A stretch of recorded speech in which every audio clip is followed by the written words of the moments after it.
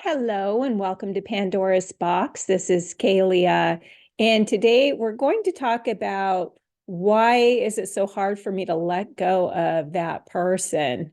Now, that person is likely going to be a narcissist or somebody that you feel highly attached to or addicted to in some way. One of the issues with being in a relationship with a narcissist is that they can be very difficult to untether ourselves from. We can feel very attached, very tethered, and that really compensates for the lack of attachment from that narcissistic person. Now, that narcissistic person, as you probably well know, doesn't have a real bond with you. That bond can be detached from you and attached to another person. So it's not really a bond.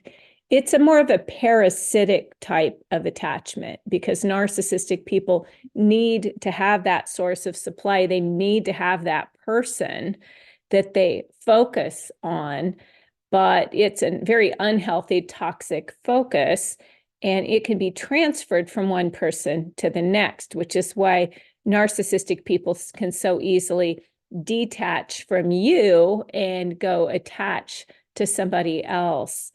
And when you have a true attachment, when you feel really bonded to that person, it can really provoke all of your anxiety. If you tend to be somebody that has anxious attachment, which means you attach anxiously to a person, and the root of anxious attachment is not getting your needs met on a consistent basis as a child. That is where anxious attachment comes from. So if you are anxiously attached, that person pulling the rug out from under you in the way that a narcissist will do completely flares up your anxiety around your attachment, which makes you want that attachment more. It makes you hunger for it, makes you long for that attachment. And it's really an archaic longing. It's an archaic need. It's a need that was provoked in early childhood when you weren't getting your needs met on a consistent basis. Now, that doesn't necessarily mean your parent or that person that you were attached to as a child is going to be just like that narcissist. Maybe there are some similarities, but maybe it's also very different. The thing is that anxiety was still provoked. That anxious attachment was still provoked, which causes you to want desperately to have that person in your life. Most of us don't understand that longing. We don't understand that need because if you've been in a narcissistic relationship, you were probably treated very badly. You were probably cheated on or cursed at or talked down to, devalued, discarded, all kinds of things that make you question, well, why do I want somebody that treats me so badly? And so there lies the cognitive dissonance where you have conflicting thoughts, beliefs, and emotions. And it's really difficult to figure out within yourself what is going on. It isn't going to make logical sense because if you were to look at the situation logically, you'd say, well, why do I want to be with this person? They don't treat me well. But you're not really making decisions from your logical mind now, are you? You're making your decision from your emotions and also from your anxiety. It relieves your anxiety if you think you're going to get that person back, get that attachment back in some way. Now, if it was a more normal person where the attachment fades gradually, you gradually start pulling away, that anxiety isn't going to be triggered in the same way. Or if you grow tired of somebody or it's just not working out, you don't have that abrupt ending, which happens very frequently in narcissistic relationships, is they abruptly disconnect from you. They abruptly detach from you. Even if it's for a day, they abruptly detach. They walk out of the house. They come back at midnight and they're back, but you have no idea what happened to them. You don't know if they're coming back. So your anxiety is flared up. And oftentimes that anxiety is flared up so frequently during the relationship that you really don't know what's up. You don't know what's going on. So at the end of a relationship, when that narcissistic person has detached from you and perhaps gone and attached to somebody else, you get the sense that they're not coming back anytime soon. It might freak you out because your anxiety from that attachment is flared up so badly, and you know that they've attached to somebody else. You may feel it. You may have an intuition about it, or you may have heard it from somebody, or you may have seen it yourself, or they may have even told you. But whatever it is, when they're attached to somebody else, it is really disheartening because you know that they're getting their needs met, so they don't need you anymore, which logically is a good thing because it gives you a chance to detach and heal and move on with your life. But because you have this attachment issue, it really causes a great deal of distress. And it causes an addictive response so that you feel addicted to that person. It flares up all those receptors that say, I need this, I need this, I need this. Just like you would be addicted to a drug when that drug is pulled out of your life. All you can think about is getting your fix, getting that drug.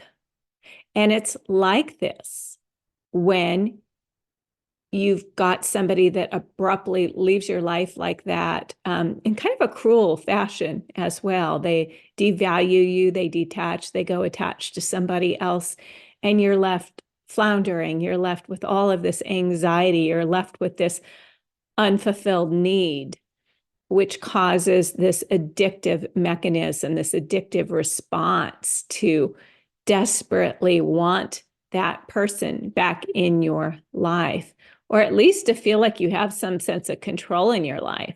I've heard a lot of my clients tell me that sometimes they don't even want them back. They just want them to come back so that they can devalue them and discard them. It's like they want to get even. Well, what is that? That's wanting to feel in control.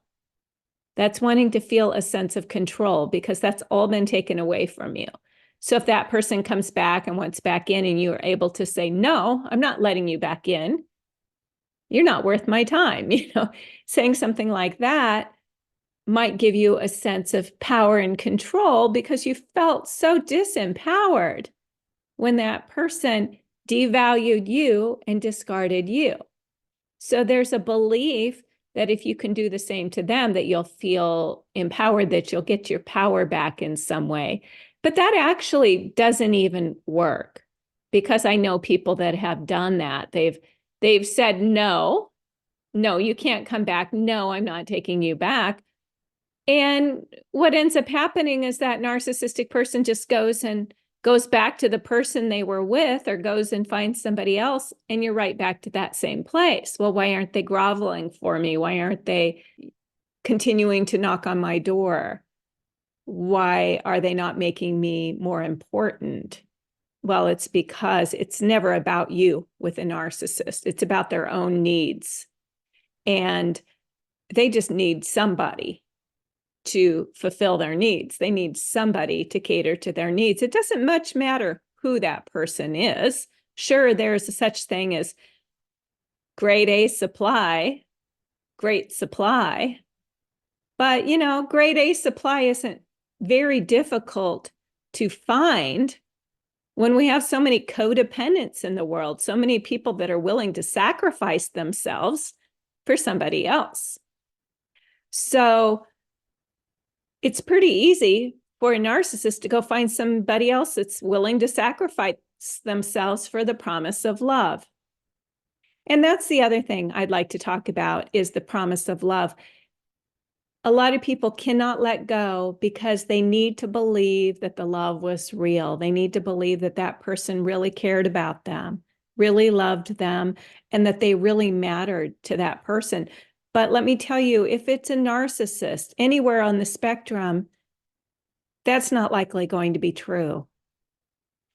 And so you have to be able to let go of this belief that you were important to that person. You were not important to that person, and that hurts. It really hurts. I know, I've been there. But we have to face the truth. We have to come out of denial and face the truth that we were not important to that person.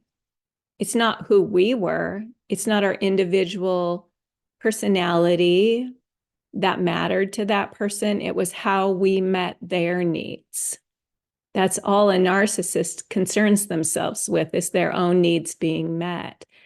And if you have boundaries, if you stand up for yourself, if you have any amount of self-love, that's not going to fly with a narcissist. They want somebody that's self-sacrificing, that doesn't have self-love, that doesn't have boundaries. They want somebody that's going to focus entirely upon them and their needs, and not somebody who cares about themselves and their own needs. If you are somebody that cares about yourself and your own needs, good for you, because that's the way it should be. You should be self-loving. Being self-loving is what frees you from the grasp of the narcissist, being able to care enough about yourself to say no to abuse, to be able to care about yourself enough to say no to being used. And this is really, really important. So I hope this helps with your being able to let go, to have this greater understanding. It doesn't make letting go easier. But if I can help you in any way, please just get a hold of me through my website, narcissismfree.com, and I'd be happy to set up a session and work with you on this to get to the root of what's going on with you and to put together an action plan for you to break free. Thank you so much for being with me in this podcast, and I will see you in the next one. Have a great day.